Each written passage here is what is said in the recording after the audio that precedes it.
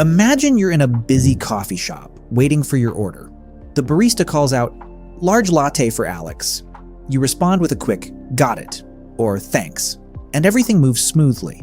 Now picture the same interaction, but over a crackling radio in a cockpit at 30,000 feet, or during a high-stakes military operation where a single misunderstood word could change everything.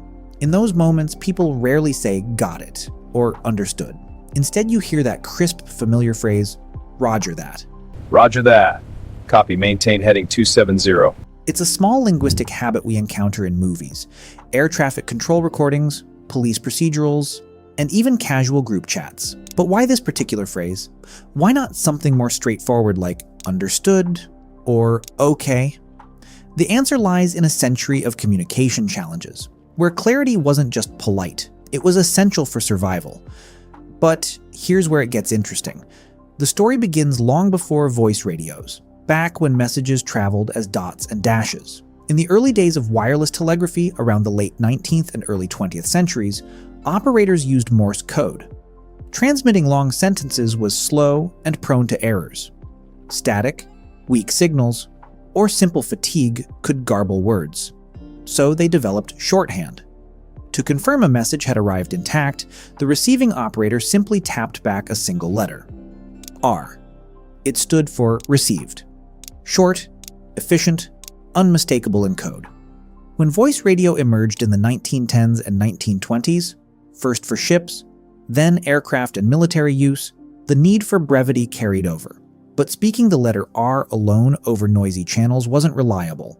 R could easily be mistaken for A, B, or even background crackle.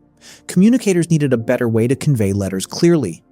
This challenge led to the development of phonetic alphabets, systems that assigned whole words to each letter, chosen for their distinct sounds. Early versions varied by country and service, but in the US military and aviation circles before World War II, the word for R was Roger. And this is the part most people don't realize. When someone said Roger over the radio, they weren't invoking a person's name. They were saying the phonetic for R, which still carried its old Morse code, meaning received. It was a direct evolution from that single tapped letter into spoken language. But that's only part of the story. World War II turned Roger into a global standard. Radios became central to coordinated warfare. Pilots in dogfights, tank crews advancing, ships navigating convoys. Every transmission had to be fast and precise. Saying, "I have received your message," wasted precious seconds and risked distortion. Roger solved that.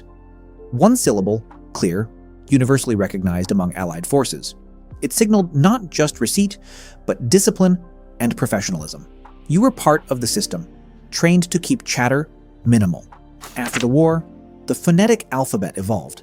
By 1956, the NATO version standardized R as Romeo to improve international clarity and reduce confusion across languages. Yet, Roger didn't fade away. Habits formed in combat and cockpit proved too useful, too ingrained. Pilots and operators kept using it out of tradition and practicality. It had become more than procedure. It was culture. Now consider why Roger that feels preferable to everyday alternatives like understood or even copy that. There's a subtle but important distinction in professional radio procedure. Roger, or Roger that, strictly means message received. Roger that. Copy, maintain heading 270. It confirms you heard the transmission clearly. It doesn't necessarily imply full comprehension, agreement, or that you'll act on it. That's deliberate. Precision matters in high-stakes environments. Copy that, which emerged later, possibly from copy that down, meaning noted or recorded, often carries a sense of having captured and processed the information. Understood goes further. It signals not just receipt, but deep comprehension. And then there's Wilco, short for will comply, which explicitly promises action. In aviation or military contexts, choosing the right one avoids dangerous assumptions. Roger keeps things neutral and fast. Adding that to make Roger that is technically redundant, like saying received that received.